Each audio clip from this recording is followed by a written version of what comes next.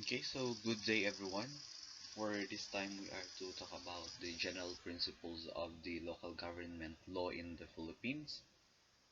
And as was presented on the modules before this discussion, there is always a dual function of a local government, which are the governmental, which includes the public or political, and the propriety function, which includes the private, patrimonial, and the corporate function of the local government in the Philippines. Hence, as an entity with propriety functions, the local government also is considered corporate. Now, before we proceed with the discussion, I would like to present to you the learning objectives of this. So, at the end of this chapter, okay, at the end of this chapter, the students will be able to determine the procedures in which the power of government is exercised.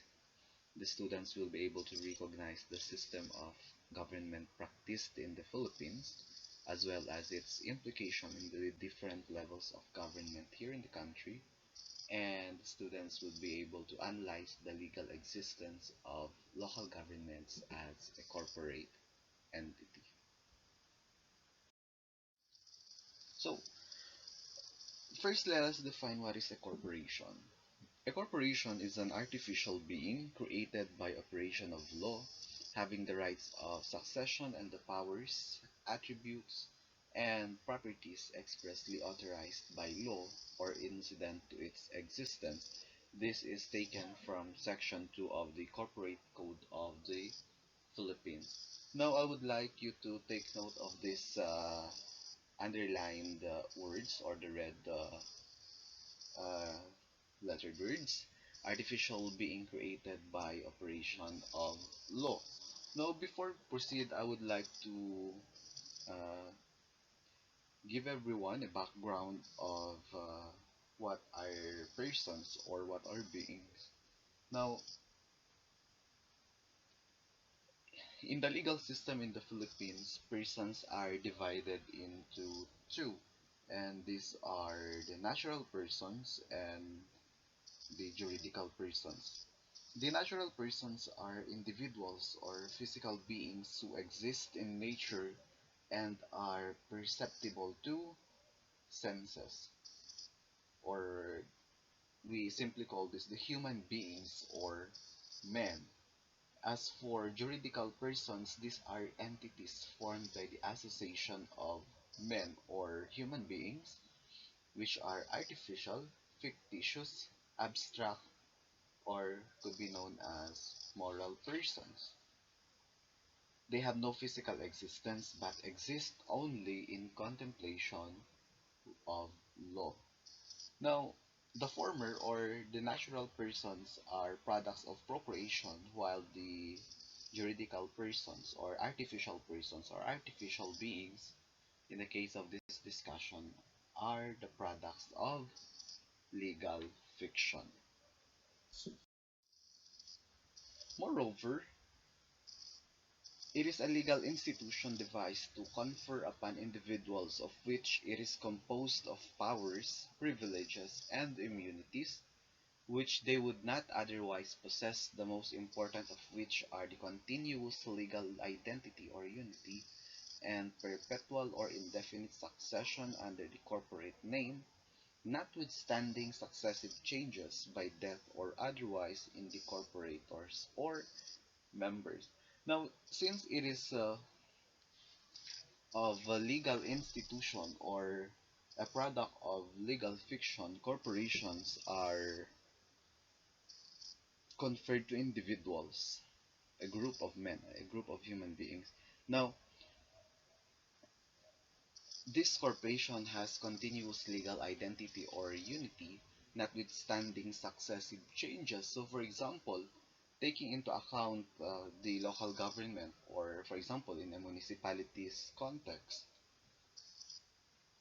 even if the mayor dies, the corporation or the name of the corporation itself does not change. Only the individual would be changed and not the name of the corporation, since it is already explicitly implied on the legal institution of this certain corporation. So the name still remains, the corporation still continues despite the death of the corporators or the members of a corporation. In short, it is an artificial being, invisible, intangible, and existing only in contemplation of law.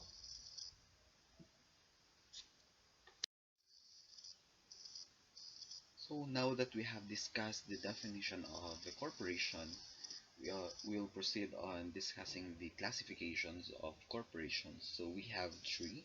We have public corporations, private corporation, and quasi-public corporation. Public corporations are corporations that are organized for government of a portion of a state, such as the local government unit, and is created for the public use. So technically, the public corporations are the LGUs present, especially here in the Philippines. LGUs includes the province, the municipalities, the cities, and then of course we include the barangays. That is a public corporation. A private corporation, on the other hand, is a corporation that is formed for some private purpose, benefit, aim, or end, such as a business corporation, formed and organized under a general law on corporation, and it is created for private objects. So, private corporations are being governed by the Corporation Code of the Philippines, and this includes business corporations such as the San Miguel corporations, we have mining corporations as well, we have media corporations, which are created for private objects owned by private individuals. I repeat, it is owned by private individuals and not through the consent of the public, which is the main feature of a public corporation.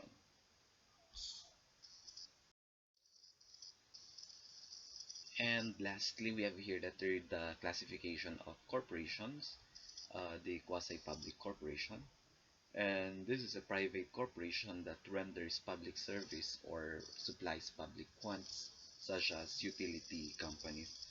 These utility companies includes electric corporations, actually, just like the National Grid Corporation of the Philippines or the NGCP. We also have bus companies, which supplies public service or renders public service as well. And we also have telecommunication companies such as the PLDT, Globe, and Smart, which are private corporations, however, they render public service.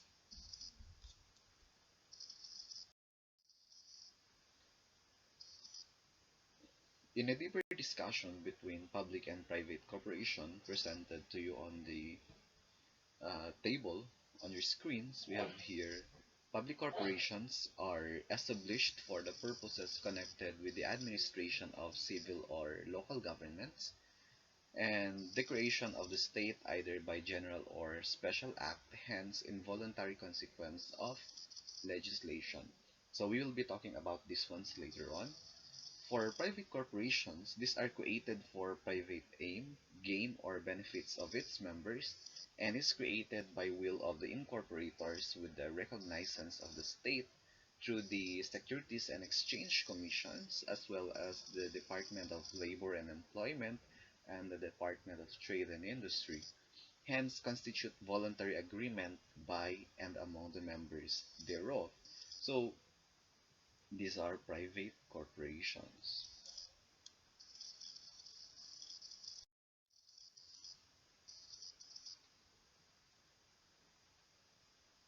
Now we will be talking about the public corporations, and this is actually municipal corporation or municipal corporation. This is a body politic or corporate established by law to assist in the civil government of the state with delegated authority to regulate and administer the local or internal affairs of a city, town, or district which is incorporated. So, to understand this concept of municipal corporations, we have to view these municipal corporations as a perfect public corporation established under and by virtue of a sovereign act of legislation. In the case of the Philippines, we have Republic Acts, Executive Orders, Batas Pambansa, and provincial ordinances, which unites the people and the land within a prescribed boundary into a body corporate and politic for the purposes of local and self-government, and invested with the powers necessary thereof.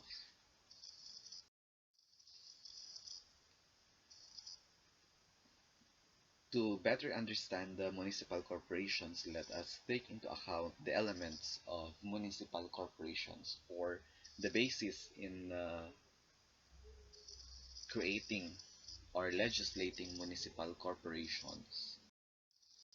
The first one, the first element is legal creation or incorporation. This refers to the law creating or authorizing the creation or incorporation of a municipal corporation. So technically, this refers to the law. First example, we have here RA number 4695 or an act creating the provinces of Benguet, Mountain Province, Ifugao, and Kalinga Apayao. So as you can read on your screen, it starts with this one.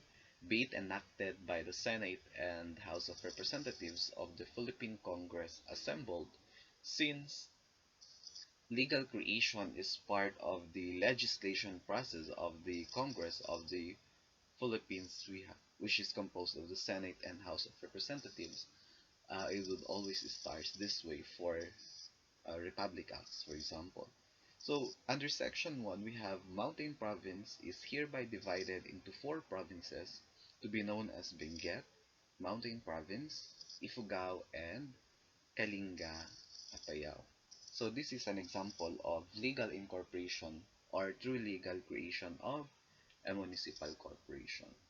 And by the way, when we talk about municipal corporations, is not bounded the context of a municipality, but rather a context on the local government in the Philippines, which, as what was stated a while ago, includes the province, of course, the municipality, the city, and then the barangay.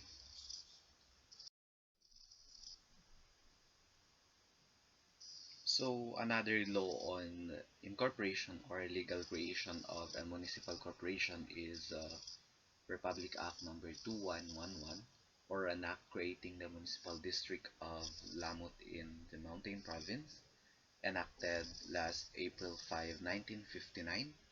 Again, it also started with this code, being enacted by the Senate and House of Representatives of the Philippines in Congress assembled. So presented on your screen is Section 1 of this said Republic Act, or this law of incorporation of the municipal district of Lamut. Another one, we have here uh, a new one. We have Republic Act number 10957, or an act creating a barangay to be known as Barangay Liwon in the municipality of Asipulo, province of Ifugao. And as you can read it, as presented on your screen as well, we have here Section 1, Creation of Barangay Liwon, and then the content. Now, please note that in the Philippines, legal creation or incorporation refers to the statute creating the local government unit, or in the case of barangays, the ordinance of a province or a highly urbanized city creating it. So, it can be that the barangays can be created through an ordinance by the province or to an ordinance uh, by the highly urbanized city or STUCs, HUCs rather, if it already uh, if it already met the requirements for such creation. So the second element to consider for municipal corporation is the corporate name, or this refers to the name of the municipal corporation by which it is incorporated and known, and in which all corporate acts are done. So I'll be presenting this example. On your screen, we would still use Republic Act number 2111, or the act creating the Municipal District of Lamut in the Mountain Province. So on this box, it states in there, Municipal District and constituted into a Municipal District in the Mountain Province to be known as the Municipal District of Lamut with the seat of government at the site of the present barrio of Lamut. So the underlined phrase to be known as the Municipal District of Lamut. This is known as the corporate name, or this refers to the name to which this newly constituted municipal corporation is to be known as, in which corporate acts are done. Okay, so we have here another example using RA number 10957, or the act creating a barangay to be known as Barangay Liwon in the municipality of Asipulo. So it already it is already implied,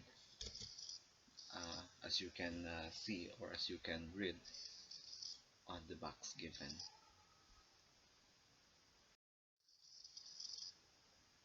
So the next element to consider for municipal corporations are the inhabitants, or this refers to the natural persons, the constituents who compose the municipal corporation.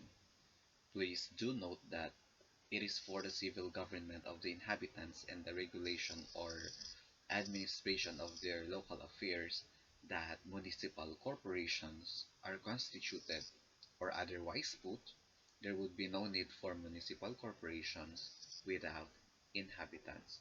So it is important first that there should be inhabitants before the creation of a municipal corporation. The next one, the last one rather, is the territory, which refers to the landmass where the inhabitants reside together with the waters and the airspace above the land or water. As a rule, territorial boundaries of municipal corporations must be fixed, definite, or certain, and in fact, an incorporation is void where the boundaries of the municipal corporation are not described with certainty. So, the territory corresponds to the jurisdiction of a municipal corporation in the discharge of its powers and functions, subject to constitutional and statutory limitations. So we would be using this example, an act creating the municipality of Hingyon in the province of Ifugao, or Batas Pambansa bilang 239, dated September 12, 1982, during the time of then President Marcos. So we have here Section 1, as was presented on your screen, the barangays of Anao, Bangtinon, B2, Hingyon, Mompolia, Namulditan, Piwong, and Umalbong in the municipality of Lagawe, province of Ifugao, are hereby separated from said municipality, and the barangays of Uong, Kababuyan, and Ubuag in the municipality of Banawe with the same province to be constituted as a distinct and independent municipality to be known as the municipality of Hingyon in the same province. The seat of government of the new municipality shall be in Barangay Hingyon. So the following under section 2, this now contains the territorial boundaries. So I'll be giving you time to read. The municipality of Hingyon shall be bounded as follows. So on your screen, you can read the definite or the fixed boundaries for the newly constituted municipality of Hingyon in the province of Ifugao. Okay, there. from mountains to mountains, from the boundaries of sitios.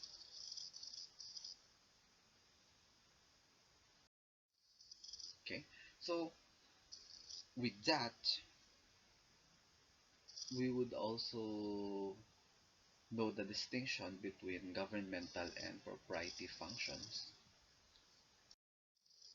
So governmental functions of municipal corporations are exercised by a local government unit in administering the powers of the state and promoting the public welfare. So this includes the following: for example, the assessment and collection of taxes. That is why you can locate offices of Bureau of Internal Revenues, or the BIRs, in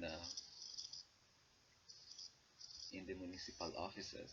Then we have suppression of crimes through ordinances. We have protection of lives and properties through ordinances as well, and enactment and enforcement of police regulations, as the local government unit and the PNP, or the Philippine National Police, is under the same umbrella, which is the Department of Interior and Local Government. Aside from this, of course, we have here the protection and promotion of public health. That is why in the grassroots level, we have the barangay health workers as well as the municipal rural health workers, or those from the RHUs in the different municipalities, who right now are spearheading contact tracings as well as implementing health protocols to fight this pandemic, or the COVID-19 pandemic. Aside from this, the conduct of elections are also regulated by the municipal corporation or the local government unit as part of its governmental function, the establishment of public schools, and other similar matters of governmental functions, as was it's stipulated under the Local Government Code, or Republic Act number 7160. For propriety functions, these are functions exercised for the special benefit and advantage of the community and for the attainment of their collective needs. Now, this includes the maintenance of parks, the maintenance of cemeteries, and the celebrations of fiesta. Okay, so this is to uphold or to boost the morality, or to boost camaraderie among the inhabitants in a certain municipal corporation, or in the different levels of local government units in the Philippines. So, what are the sources of powers of the Philippine local governments? The local government in the Philippines derived their powers from the 1987 Philippine Constitution under the following. We have here Article 2, Section 25, or from Article 2, Declaration of Principles and State Policies, which states that the state shall ensure the autonomy of local government. Okay, as well as we also have here Article 10, or the local government part in the Philippine Constitution, from sections 1 to 21. Specifically, we can see it under sections 5 to 7. Okay, we have here the local government powers, and then uh, equitable shares from the national wealth, and so and all others from the 21 sections of Article 10 of the 1987 Philippine Constitution. Also, of course, it is derived from the Local Government Code of 1991, or RA 7160, the charters, the statutes creating them, and other laws, decrees, executive orders, proclamations, and administrative regulations with regards to municipal corporations and the conduct of local governance in the Philippines. So thank you for listening to this discussion. I hope that you have gained some insights, and I would like to say sorry for some unnecessary noise while recording this video, just like dog barks and all others. I would like to say sorry for that. Now, for your activity, for my class, I would like you to make a profile of your um, barangays. So last time your activity was to name the different elected officials in your barangays. Today your activity is to check or to see the legal creation, or in short you are to make a profile of your barangays with the four elements of municipal corporations, that is a legal creation or incorporation.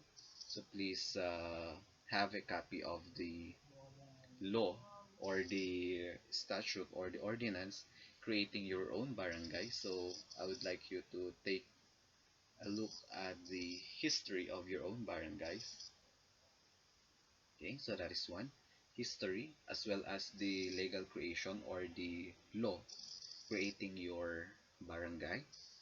Then, of course, that includes already the corporate name.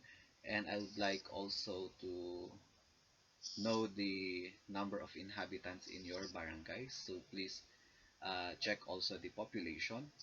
And then as for the territory, it is already under the statute creating that barangay of yours, or that barangay of residency that you have. So again, please take a look and make a profile of your barangays. Please check the history, the legal creation, what law, and then the inhabitants. Other supplementary instructions will be given to you through our class group chats and through the Google Classrooms. Again, thank you for listening, and I hope you got something through this discussion.